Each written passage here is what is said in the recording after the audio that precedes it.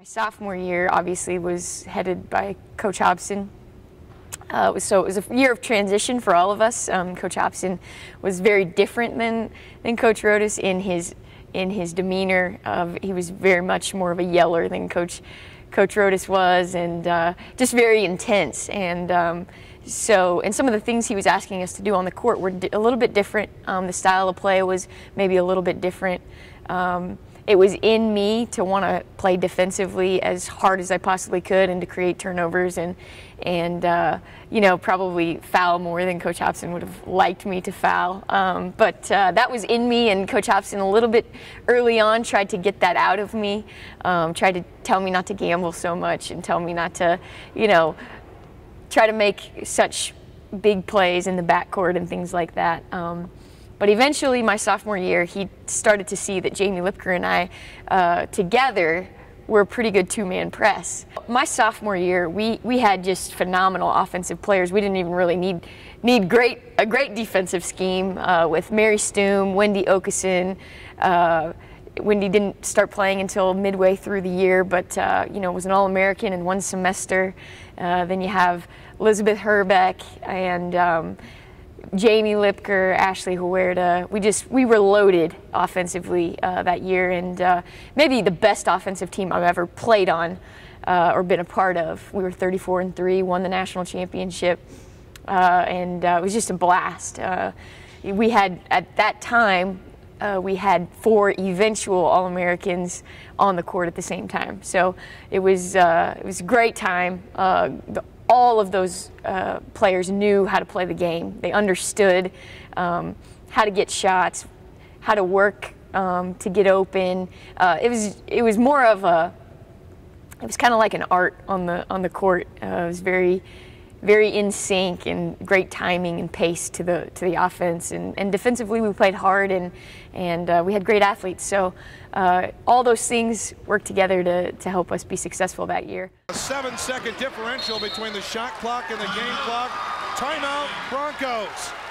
27 seconds to go in this basketball game. One of these teams is going to win the national championship, as Tony Hobson's Hastings Broncos lead it by 1. They have the ball.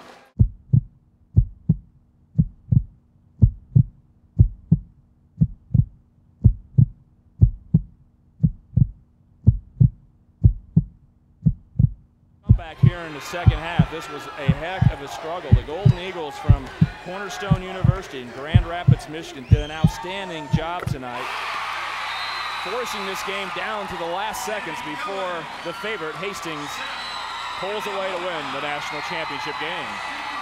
Sean Funday in there for Hastings as Tony Hobson cleans out his bench, gives everybody a chance to play. Steph, Kayla Holicky also in there. Hofstetter hits them both. 4 seconds to go. Rader will throw it up, and it's over. The shot will count, but the Hastings Broncos have done it.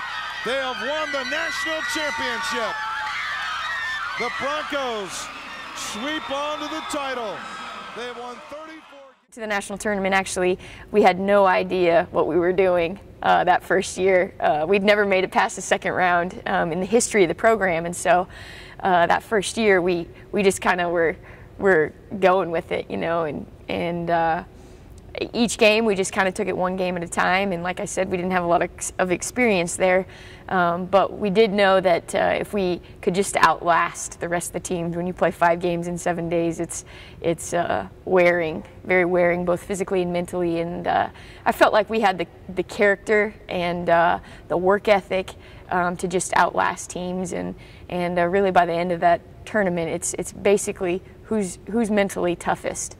And so we were able to be successful that year. My junior year, we knew a little bit more about what we were doing. It was the first time we got to play in this building, in this arena, and again, we had phenomenal crowds. We still had some great players. Liz Herbeck was Player of the Year that year, her senior year, and we added some players. Lindsay Martinson, Katie Dent were both, a huge part of what we did that season. Stephanie Shaw from Roseland was on that team, and that team was a lot faster and a lot more athletic. Carrie Hofstetter also joined us that year, and defensively we were really good that year. We started to really run and jump people and really turn the pressure up defensively, and it just kind of jump-started our offense, and we were able to really just dominate people on both ends of the court, because we still had some great scorers, and then you throw in some pretty good defense, and we scored a lot of points that season. And big free throws on the other end, a 1-and-1 situation for Carrie Hofstetter. Well, you see the Hastings fans, they think this one is over. I guess if you know about Carrie Hofstetter and her free throw shooting ability, maybe you think, hey, this one's done, there's not enough time. Even if she makes it, they'll only be ahead by 6 points, which would be a 2-possession game. It's good. It's good, and the Broncos can taste it. Speaking of taste it, how about their pregame meal tradition? The coach, Tony Hobson, just goes to the grocery store, buys food for sandwiches, just turkey and ham, fruit, cookies, water. He's going to break all the nutrition habits of pregame meals that everyone studies. He said, hey, just run to the store, get something, and it works. Maybe it's prime rib tonight. A long-range 3 by Williams is off the mark, and the Hastings Broncos have won the national championship. Tony Hobson back-to-back here in Sioux City, Iowa. Carrie Hofstetter celebrates. She's won 2 in a row. A great season for Dakota Wesleyan, as Kevin Lane and Tony Hobson know each other well. But it's the Hastings Broncos have won it again. The same old story here in Sioux City. The Broncos win the national title. They did it last year against a Cinderella. They do it this year against a Cinderella. My senior year, again, we were very good. We probably weren't quite as deep, but we had, some great players, and unfortunately, we got to the national tournament and made it to the Final Four, and we had a heartbreaker against Cedarville, who ended up being national runners-up to Morningside. We were so evenly matched with Morningside that year. That was the year that in this building we, went to quadruple overtime with Morningside in a thriller. Carrie Hofstetter had 40-plus points, and I actually fouled out in regulation and had to sit those 40 minutes or 20 minutes, excuse me. But it was this place was packed, and it was a great time. So that was the end of my career, and unfortunately it ended with a loss. But really, when I look back on my career, it was really, really special. I was able to play with really talented players, and what made our teams really special is that all of the players on those teams were very, very unselfish. When you have that much talent, and no one cares who gets the job done and who gets the credit for it, as long as it gets done, and are willing to really give a lot of effort on the defensive end, you have something really special.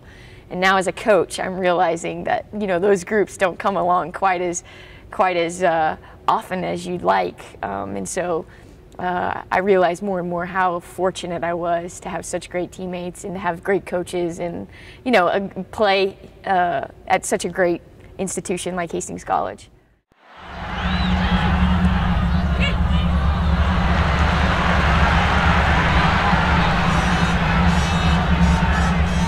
Process of that freshman year, struggling through that, understanding that there's a period of time where a team finds its identity, and for us that was that first year we were kind of struggling through my freshman year here to find an identity and to figure out what we were really good at, and then just do that really well.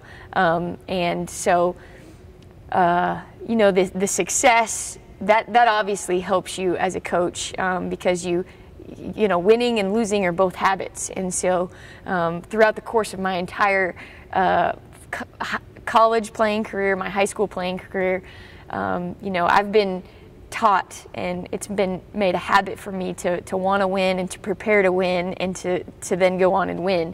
And so I think that's very important as a coach, to be able to know what it takes to get your teams where you want them to be. I would say for you know, the tradition, my experiences in high school and that tradition there, and then coming to college and to be a part of building the tradition has definitely impacted me as a coach, because I feel like because I've been through that process and I've seen what it takes, and I've, you know, been able to you know, experience that both as a coach and then both as a player and then as a coach, winning a national championship here as an assistant, that it really helps you to be able to paint the picture and to provide the vision for, you know, the team that we coach now. Coached on different levels before. It just helps me because I want kids to have the experiences that I had, because they were so great with my teammates and being national champions and all that stuff. I want to share it with younger kids. A lot early on, so far in this season and in the preseason, preparing for the season, just about what our identity is and about, you know, who are we and what are we about.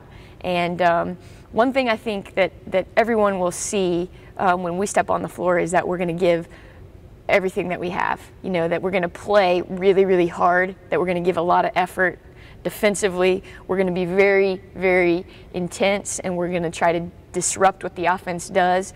And at the same time, we're going to play smart. Tempo is going to be the biggest change. I mean, when I played, you know, we ran the ball a lot. We run and jumped on defense. We played man-to-man defense. Our whole tempo was a lot faster than I think it has been in the years past, and we're going to bring that back and try to, I mean, it's exciting to watch when the game moves faster, you know. So that's probably going to be the biggest change that you'll see on the court this year. We're going to try to push the ball.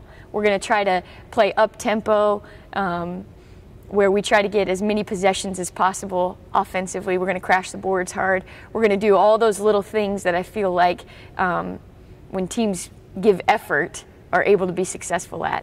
You know, and from a full court, you know, run and jump perspective, that'll be something that evolves over the course of the year, over the course of the next few years, specifically because, you know, it's the run and jump is very much a feel. It's a feel press. You have to learn to read each other. It's very unpredictable. It's very much about, you know, taking advantage of the situation that the offensive player puts themselves in. And so that's one thing that makes it such a great press, is it's difficult to predict. The other team can't prepare for it because we're not sure where we're going to be. And so that's something that I feel like we're going to get better and better at over the course of the year, and hopefully by the end of the season it'll be really effective. Well, I think the tradition is a huge part of it. I mean, obviously we've been really successful in the past, and we're building towards that now. That's always going to be our goal, is to bring the tradition back to the program. And this year we have a saying, you know, pride, passion, and tradition is what our program's all about.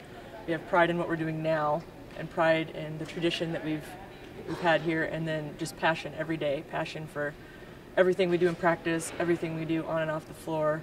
You know, it's exciting, and it's like a family here. Hastings is a small community. The college is a little bit smaller. Everyone knows you. Everyone has your back, you know. So I guess, you know, it's like a family here, and that would be the big thing. We were preparing for the season and trying to figure out, you know, what we were going to, you know, use as kind of a mantra, so to say, for our team. And pride, passion, and tradition, I read those three words and I thought, this is Hastings College women's basketball, because all three of those words have so accurately portrayed what we've been, what we want to be now, and where we're headed. You know, for our program, if you take and break up each one of those words, you know, I think one thing over the course of, you know, the tradition of our program and the success that we've had, you'll see if you watch highlights and you watch game film and all those things, one thing that our teams have always been is passionate about what we do, passionate about how we play. We've had passionate coaches here, and I think anything that you accomplish worthwhile can only be accomplished if you're passionate about what you're doing. And so we've talked a lot about, making sure that, when we play, when we step on the court, we're doing it with passion and with a level of intensity that is going to help us, achieve our goals and accomplish the things that we've set out to do. Pride is another thing. Former players here, former coaches that have coached here, current players, there is a strong sense of pride here. Pride in what we have accomplished, pride in what we're doing now, and hopefully that we'll continue to be proud about, what we're gonna build for the future. And then tradition is almost an obvious thing here. Over the course of the last decade, we've won 3 national championships. We've been to the national tournament multiple times. We've won multiple conference championships. The tradition here is a result of the people that have been part of the program who have been very passionate about what they do, and they show a lot of pride in what they do. And so, it's those 3 words have helped us describe to our current team, this is what Hastings College women's basketball has been about, and this is what we need to be about, to be where we want to be, to continue to be, a factor on the national scale, to continue to, be successful on the court, off the court, to win conference championships and national championships. Passion, pride, and tradition are very much a part of that.